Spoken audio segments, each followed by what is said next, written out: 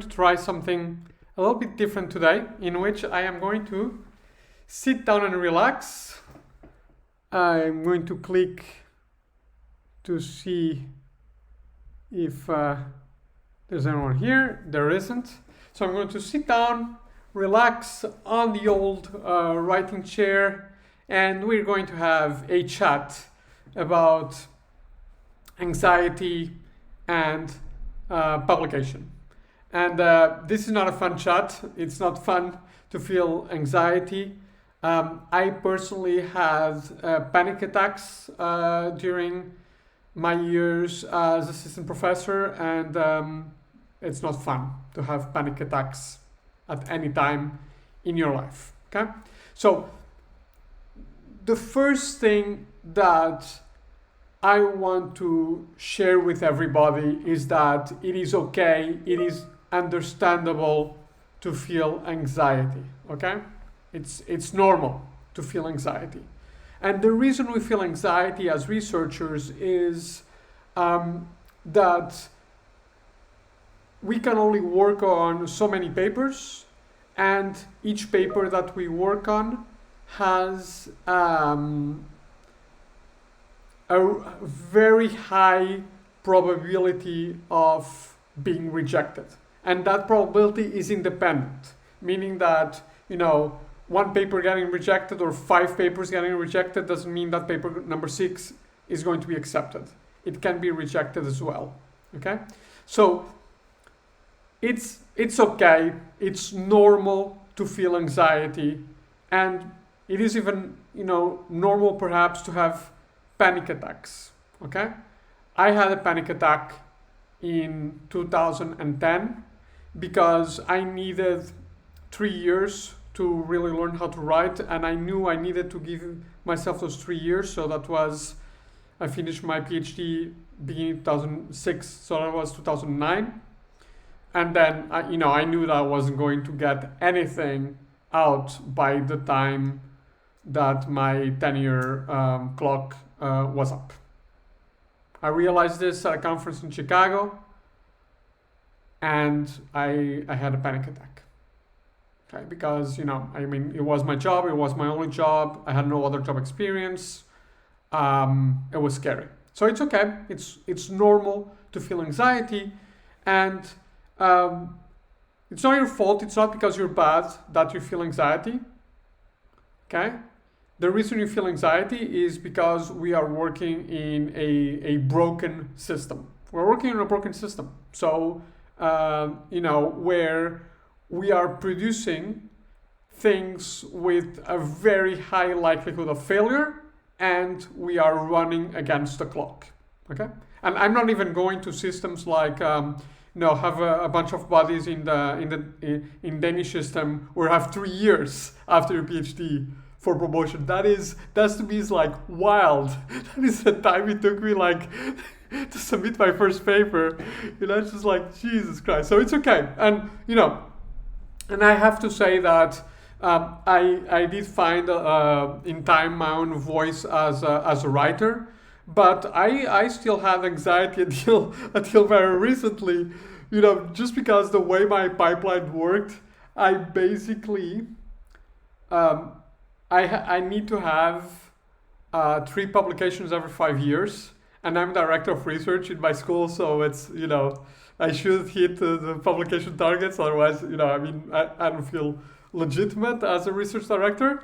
And I remember that on the 31st of December 2019, it was New Year's, and I was like, my deadline's approaching. So I was thinking about, having a difficult conversation with my boss, saying, look, I really enjoyed this job, but I'm not sure I can do it, not hitting the targets. And I got acceptance at 11 p.m. on the 31st of December. I was like, okay, thank you. So I was safe, and fortunately after that, my pipeline has been good enough for me. And obviously managing it very carefully, so that, things I would say are perhaps a little more in cruise control at the moment, and there's a little bit less anxiety, but there's still some always, okay? So this is okay. This is part of the system we're in, and the system sucks, and we need to fight it, especially if you are in positions of power. You need, like myself, you need to find room for your faculty. If you are reviewing or editing, be mindful of how impactful a paper, even in a small journal, can be to somebody's career. It can be, paper number 3 that they need to hit their targets. Otherwise, they need to think about stepping down from their managerial position. So let's just not be part of the bad side of the system. Let's say, but it's okay. It's part of the job, and hopefully this will be motivation to. If you find yourself in positions like director of research or dean for faculty or even a reviewer, that you work towards making academia a better place. Now, what can you do to deal with anxiety? So I'm not going to talk about mindfulness, as useful as that is, because the causes are still there. So I'm going to try to deal with the causes of publication anxiety that are within our individual control, okay? And this is a structural problem, so, this is just survival, but it's the context that is bad, okay? So, the first thing that you need to find out is what is your comfort zone and your stretch zone as far as publications go, okay? And the only way to do this is to submit your best data, okay? Because data is the bottleneck. So if you have bad data and you can only publish in an ABS2 journal, in a small journal, that may be because of you, but it also may be because of the data. So what you need to do is you need to submit your best data, and theory papers don't count for this. Submit a paper with your best data to the best journal that in your field, or one of the best. It needs to be appropriate, of course. Like, for example, in organization studies, or I'll submit to, for example, MJ of Org Science. I'll not submit to SQ because the demand of data on SQ is now multiple years, right? So I never had data for that. So that's the first thing, right? And what will happen is you will maybe rejected after without reviews, or with reviews. You just need someone to help you find out, is this, for example, revise or resubmit, does this mean that you can reach a top journal? Well, if you can, then that is perhaps your stretch zone. It is my stretch zone. So what is an ABS4? That's my stretch zone, which means that I need very good data to publish in these journals, very good data. And even with very good data, sometimes I will get rejected, but sometimes I'll go through. My comfort zone are the ABS3 journals, okay? So this is where I can publish with good enough data, okay? And even, not so good data. Okay, so now, for example, I'm working on a paper for an ABS3 journal, and the data is basically a medium well done literature review. So it's not excellent data, but it's not even data, it's a literature review, but the paper is not a literature review. So that's my comfort zone. So I think that, with decent data, I can put a paper in a category 2 journal, okay? So that's the first thing. You need to find this out. The way I did it in my career is I wrote my best manuscript and I sent it to a good friend, Natalia Lavina, who's a very well-known professor in information systems at NYU. I know her, she's a friend. And I asked her, look, Natalia, is this a revise or resubmit for a top journal? And she told me yes, so I thought to myself, okay, this is my stretch zone, okay? Stretch and not comfort. Why? Because this was my best work that took 2 years to write. So I knew that it's not comfort, it's stretch, okay? So you need to find this out, okay? Now, after you know what is your comfort zone, for me ABS3, and stretch zone, for me ABS4 and 4 star, then you need to find a workplace that either matches or is below your comfort zone, not your stretch zone, your comfort zone. Okay? So, for example, in the school I'm in, at IESEG, my targets are at the ABS 3 level. That's my comfort zone. That's where I work. Okay? Could I get a job in a place that is on my stretch target, so ABS 4? Maybe not. Maybe yes. I don't know. But I wouldn't try because that would just make my life miserable. Okay? I have before taken jobs in places where there's zero expectations on publication, and that is because I just felt that I needed the time to write. And I have to tell you that in one of those places, I was super happy because I was just writing for the pleasure of writing. I had time to develop ideas because I had zero targets. Zero targets. It's not bad.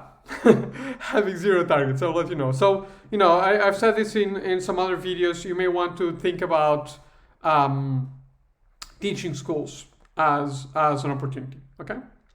Then, the final thing that you need to do more about the process of papers and writing is to focus on what you can control and worry about you can control. Okay? So, you should worry. Worry is motivational. It's what gets us doing or writing, but you should not worry about revise and resubmit decisions, about reviewers, because you'll have great reviewers, you'll have horrible reviewers. That will happen. There's nothing you can do with reviewers and editors. It's outside of your control.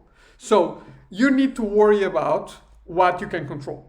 And the two most important things that you need to worry about are your writing habits. Are you writing every day?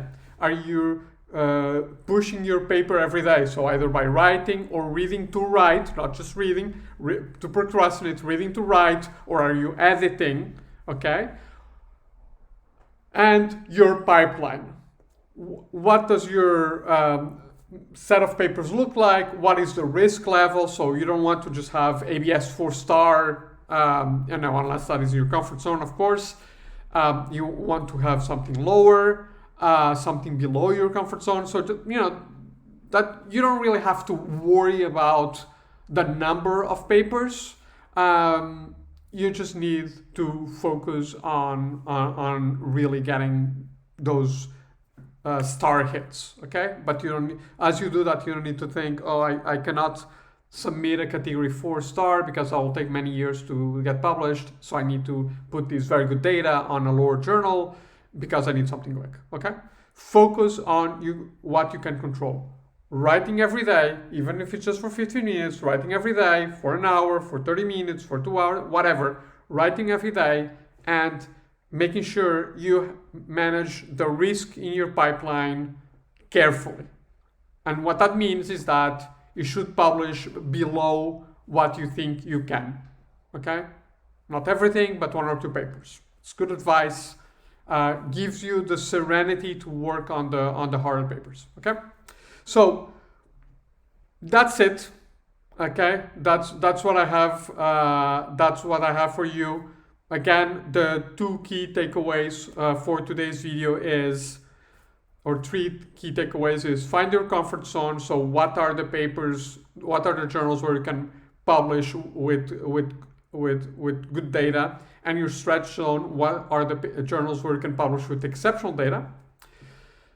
Find a place of employment that is either at your comfort zone or below, so where you have your publication targets are at the level of your comfort zone. In my case, that's ABS 3. And then focus on what you can control. Writing every day, writing from good data, and making sure that your pipeline has a couple of low risk papers, a little bit below your comfort zone. Hope this was helpful. And, and I really want to wish you the best of luck. And also want to tell you that, you should really pat yourself in the back if you are trying to, to do an exceptional job in writing, in working on good and powerful ideas and not cranking out literature reviews, because the system is definitely broken and does not reward that. But this is why each of us came in academia for the first place, and the fact that some of us still try to do this is what keeps this job a nice place for ourselves and for others. Thanks everybody, and best of luck for the paper. So I do have one question in chat that I'm just going to address. So how do you deal with the fear of not getting stuff out? And this again, as I said at the beginning, I did have a panic attack. So the way I deal with the fear is to really focus on what I can control. Okay, so really focusing on writing every day and being careful about my pipeline. Something that helped me very much, but I know that this came from a place of privilege because I was at MIT and had the time and money to collect excellent data, is excellent data. If you have, when I was at MIT and finishing my PhD,